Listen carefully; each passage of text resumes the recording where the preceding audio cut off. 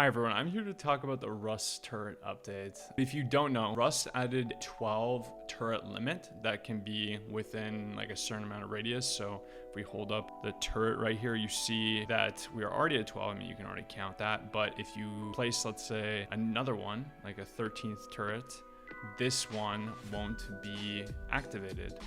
It will just not work. Why did Rust do this in the first place? The overuse and abuse of turrets, like that's in like simple terms, but pretty much like bases were using like 300 plus turrets like that. Like, I mean, that's more common on monthlies, but even on like some very, very high pop officials or official weeklies, you know, they're just flooding that shit with turrets. While this update does stop like 300 turrets being active at one time, it doesn't really fix the issue.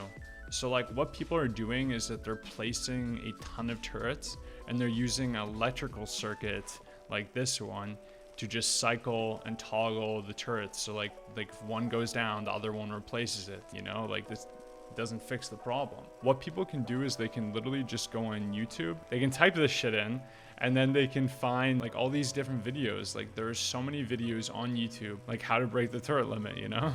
It doesn't really address the real problem. The real problem here, over the years, there's been so many new monuments introduced to the game, like oil rig, underwater labs, train tunnels, HQM quarry, giant excavator, missile silo, Arctic research base, and they just keep on getting more and more broken. Turret pricing originally started off as 50 HQM per turret, and then eventually got nerfed down to 10 HQM per because people couldn't afford that, right? And yet over the years, it's become even easier to acquire the loot, right? So I just, inflation hasn't really hit Rust, right? But that, it just doesn't make any sense as to why the cost of these things hasn't changed, you know? That would solve like the issue completely, is because if you just make them harder to get, then it would reduce the amount of turrets that are available to be even placed.